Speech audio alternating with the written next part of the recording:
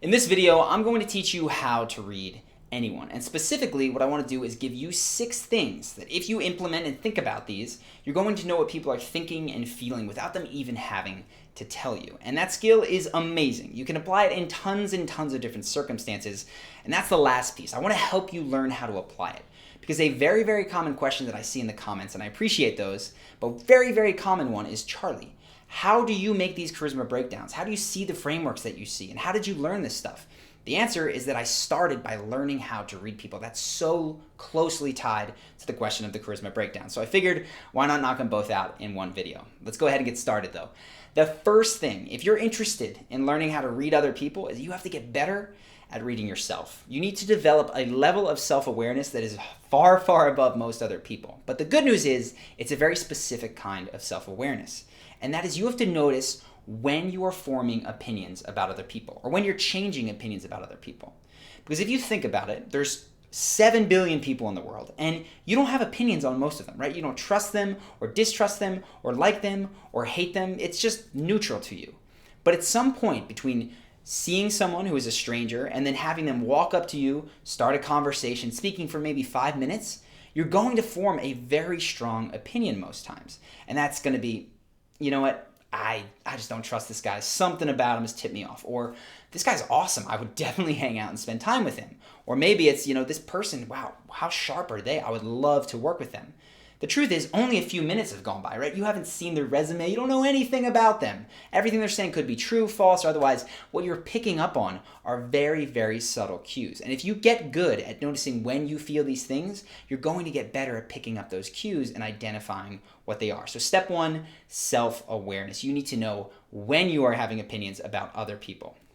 Second piece, now we're going to bring the focus to others. We're going to start with the easiest, and that is, where is their attention, right? Attention is very typically easy to identify. Most of us can do it intuitively, but just to cover the basic things, eye contact, right? You know when someone is paying attention to you, or rather they're talking to you, but they're kind of looking over, they're looking down at their watch, right? They're trying to get out of there. You can tell that and sense that intuitively. The other thing that some people have a harder time sensing is where their body is, right? So when you're trying to get out of a conversation, you might start to angle out and go, yeah, okay, cool, sounds good, all right, see you tomorrow. And then you're gone, right? Similarly, if you're in a room and there's someone you'd like to be talking to over this direction, but you're in a conversation with a person here, you might find yourself opening up without even thinking about it. So where your hips, where your feet, where your torso, people say all that, the truth is it's the whole darn thing.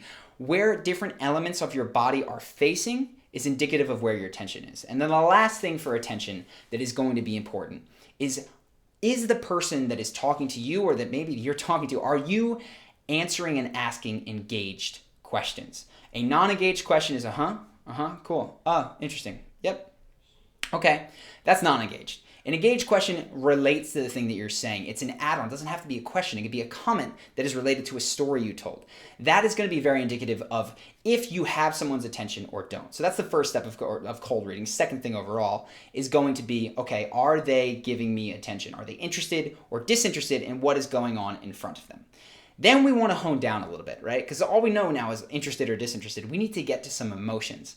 And the truth about emotions is that they are very, very, very focused up here. The easiest place to find an emotion, there are other tells elsewhere, but 80 to 90% of them are occurring here. And I include the voice box in this because tonality is going to be huge. Specifically, the first thing that you should start to do is identifying your expressions. We know happiness, right? We know these things. That's not a problem. What becomes difficult for people are micro expressions, right? So when someone is feeling a feeling, but they're trying to hide it. Say, for instance, we just saw happiness on my face. Say that I'm in a job interview and I just got a job offer that is way higher than I expected, but I want to keep it on the down low. I don't want them to know. At this point, what I might do is they say, okay, you just got XYZ amount of money. I go, okay, sounds interesting. And what you'll do is you'll see people lose momentary control and flash briefly and less big, right? Not as much teeth, the emotion that they're feeling. And this is true for tons of different emotions.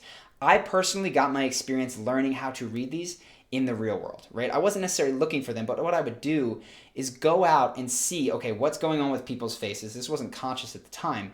And then how do they behave immediately after that? If you want a crash course on that, I haven't done it myself, but I do see that there's micro expression tests online, and they're fun. They'll get you a start and maybe then take it into the world. So if you're interested in those, I'm going to link in the description to that, but don't go just yet, because the truth is micro expressions and identifying them consciously is really not a huge part of how the best people who read others do it.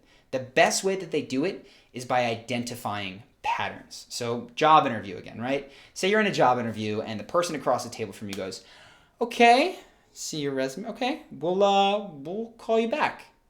Pattern. You know that. They're never going to call you back, right? You go out into a bar, and I've seen this one. There's a guy who is leering and looming over a girl, right? Pattern right there. She's about to get the heck out of there.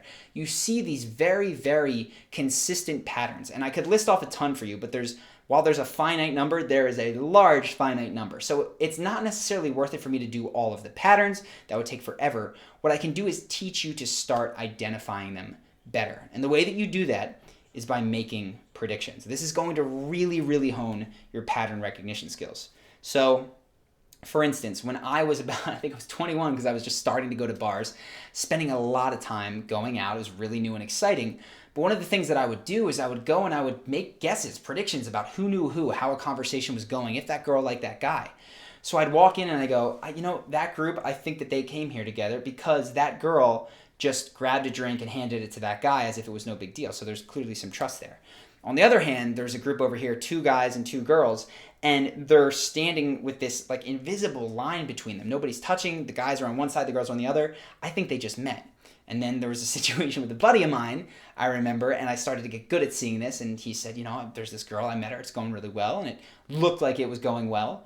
And then I would watch as he rolled up and stood against the wall like this and leered over her, and all of a sudden, pattern, she's about to bolt, and what do you know, 30 seconds later, she leaves. So start making predictions. That is going to help you get really, really good at this pattern recognition stuff, and I cannot recommend that enough. I really think for me, that was the biggest thing that enabled me to start to see the stuff. It's going, I think this is going to happen next, and then seeing if I was right or wrong.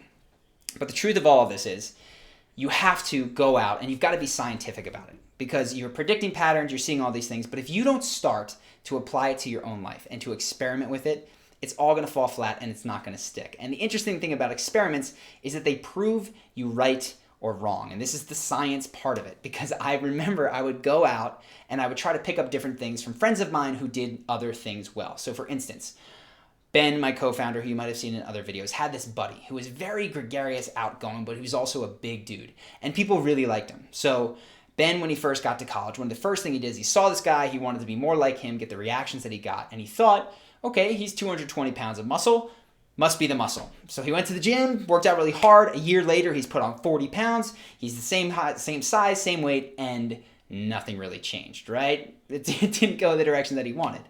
Then he goes, okay, so it's not necessarily the size. I think what it is that he's very loud and gregarious and outgoing. And so he started speaking more loudly and being more outgoing. And all of a sudden you see, okay, that is the pattern that is making it work. In my own life, there was a friend of mine who I thought had great eye contact. And I thought, you know what? He's got big eyes. So it's probably because of these big eyes that he's got such great eye contact. And for the next week on and off, when I was in conversation and I thought about it, I go, all right, I want to see what happens, how people respond if I do the big eye contact. So he'd be talking to me and I go, awesome.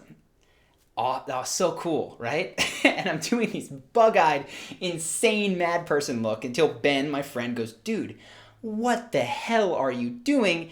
And okay, I learned that pattern was completely wrong.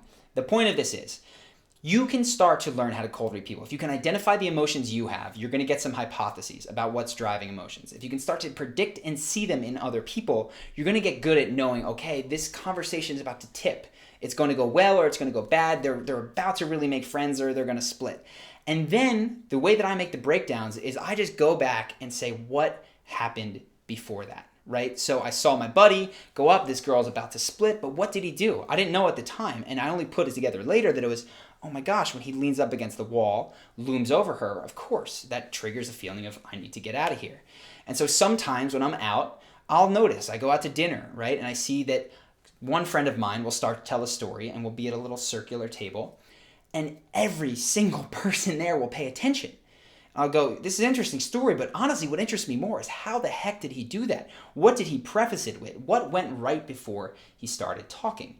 And similarly, same night, somebody on the other side of the circular table will tell a story, and it'll just fall flat. It'll go 3 sentences in, and nobody will listen. So that's how I do it. That, I think, is how you can become much, much better at not only reading people, but in how to learn what these triggers are, so that you can be more captivating, more interesting, more of the ways that you would like to be in your own life. And I guess I should just say this last thing.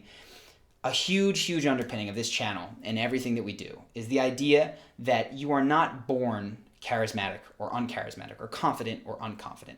All of those things are an aggregate of your mindsets and actions. So I just have to say that if you don't believe that, go watch more of our videos, but that is a fundamental piece that is going to make all of this possible. So that's it for this video. I hope that you've enjoyed it. If you have and you'd like to see more, please go ahead and subscribe to the channel. If you do, you're going to get our videos on your homepage. You're going to get an email whenever we put a new one up, and that way you will not miss anything that we do. If you have comments, questions, things that you'd like to see in the channel, go ahead, write them down in the comments. I know a lot of you have asked for more Game of Thrones. I'm going to keep that on, but let me know. Do you want more charisma breakdowns? Are you interested in more Q&A style like this? I'm game for whatever. These are nice because I can film them quickly, but I love the charisma breakdowns as well. So let me know. I'll try to do a good balance. I hope that you have enjoyed this video, and I will see you in the next one.